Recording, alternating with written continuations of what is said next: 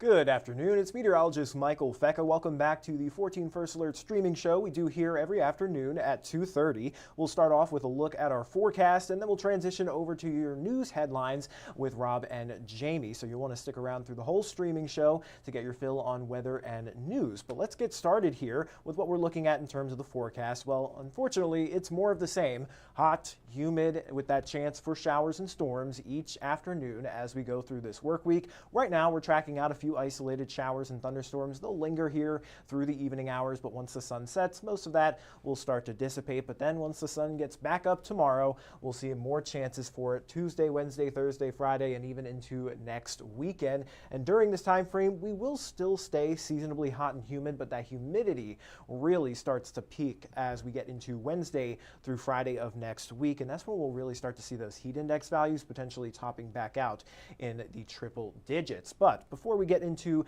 the heat and humidity of things, we'll talk about our shower and thunderstorm chances. Now, looking at our risks for today, again, with any of these thunderstorms through the rest of this week, we'll likely have that risk for locally heavy rainfall, so paying attention to some isolated areas of flooding if you get caught under one of those heavier downpours. Because it is so humid out there, some of these storms could put down easily 1 to 2 inches in just 1 hour. And then outside of that, some of these storms could be strong enough to produce some gusty winds. So we'll look at that chance for today, mostly just for southern portions of Muhlenberg and Hopkins County there.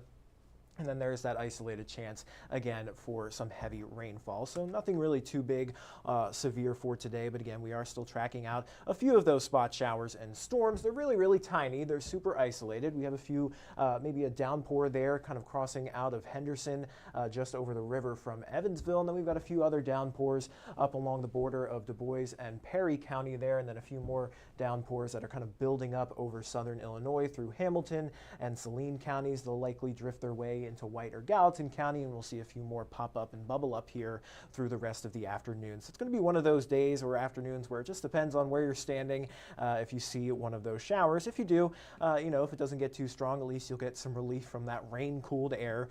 We at least got lucky with that as we went through this past weekend. We were dealing with showers and thunderstorms, but after they passed, they really helped cool things down a little bit. Didn't really impact the humidity, but it did cool those temps. So tracking out the potential for a few more pop-ups here through the rest of the afternoon. Again, it'll be fairly random wherever they end up popping up. And then once the sun sets, we'll start to see everything kind of dissipate through the overnight hours.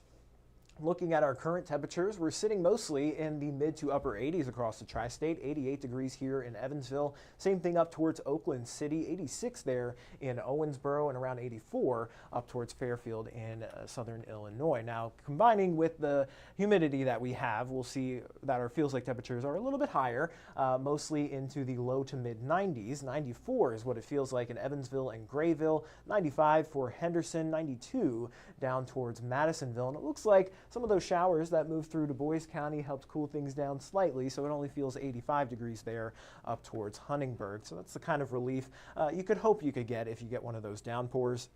But looking at the rest of the afternoon, we'll likely stay right around 88 degrees or maybe tack on another degree over the next few hours, but for the most part, temperatures will continue to drop down into the lower 70s overnight tonight. And while we'll remain mostly dry with partly cloudy skies with some patchy areas of fog developing overnight, you can't rule out that chance for an isolated shower or storm even through the overnight hours. That frontal boundary is just kind of stalled out right over the Ohio River Valley. So at any point along the frontal boundary, you could get a little bit of activity. So that's kind of why we're seeing those daily chances through the rest of this week. And Tuesday, more of the same. Highs will top out in the upper 80s to around 90 degrees. With scattered showers and storms likely throughout the day, but mostly as we get into the afternoon. We could see a few showers Tuesday morning, but the thunderstorm risk increases obviously once we get into the heating of the day, and that'll continue as we head into Tuesday evening, and then for the most part starting to calm down after sunset, and then again maybe a stray shower overnight Tuesday into Wednesday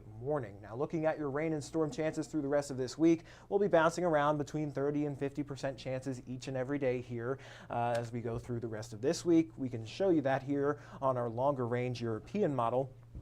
Here's that risk for Tuesday. Again, a few showers and storms possible again Wednesday afternoon, and then again on Thursday, Friday, and then it looks like it even lingers as we get into next weekend. So really no end in sight to this weather pattern unless there's a major weather pattern change, which I'm not really expecting here with what I'm seeing. So looking at our Climate Prediction Center precipitation outlooks for the middle of the month, it looks like we'll stay right around average for rainfall or even slightly above.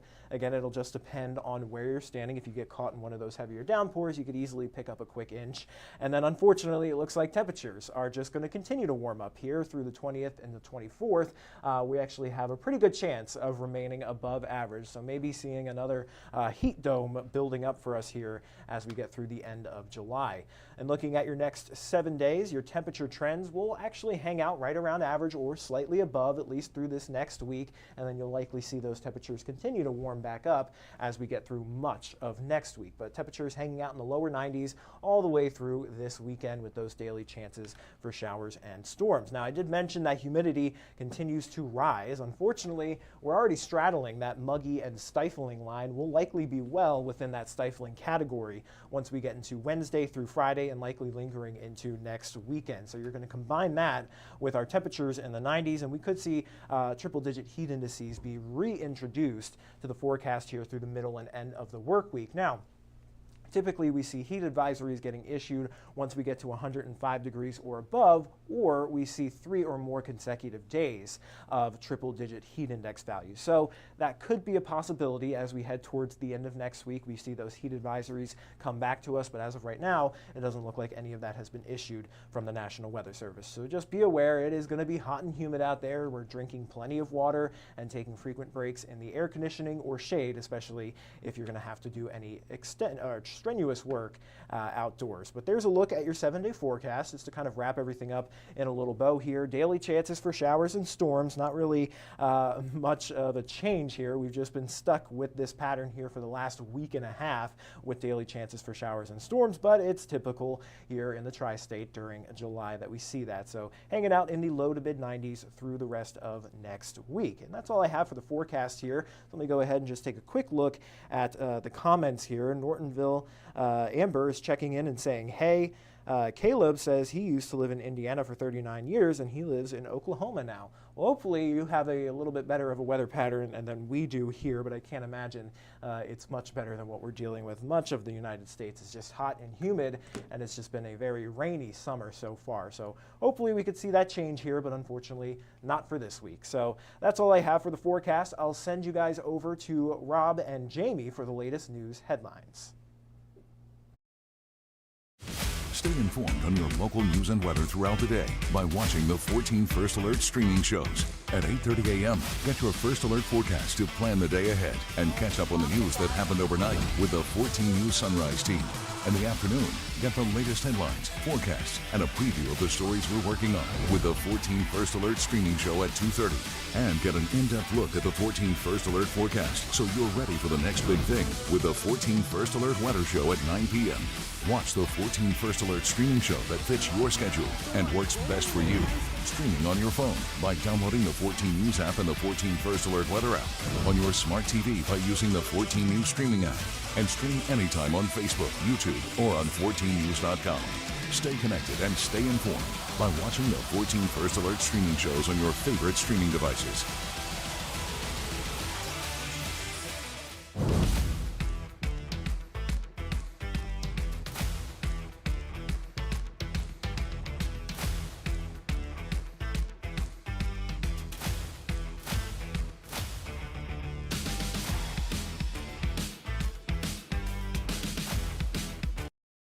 Live from 14 News, this is a 14 Digital News Desk update.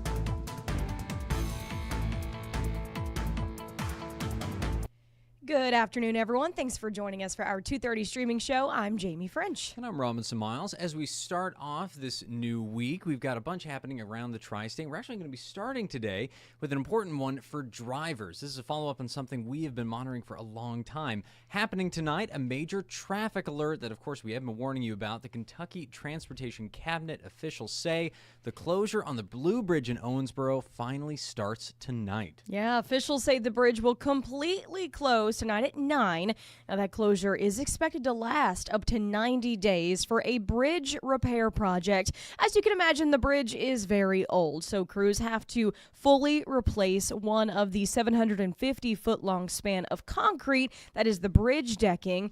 That full closure allows for some long-term maintenance to be done rather than doing just those short-term closures, doing one lane at a time. This is going to really keep the bridge safe and open for many, many years to come. So if you are traveling across the Ohio River between Kentucky and Indiana, you're going to have to find another way. They say the best detour would be to use the Natcher Bridge on US 231. But nonetheless, our Liz DeSantis is talking to officials. She is breaking down everything you need to know if that is a place you frequently travel, and she'll have all the details tonight on 14 News.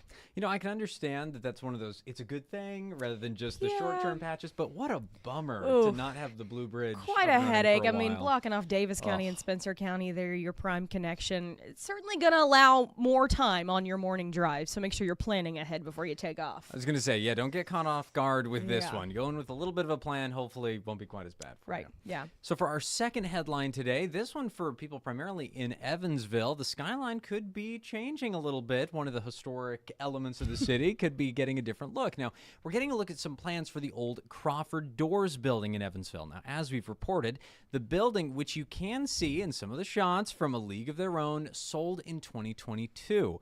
Plans are now being discussed at tonight's Evansville City Council meeting to expand the building and turn it into 136 apartments, as well as commercial space and a new parking garage.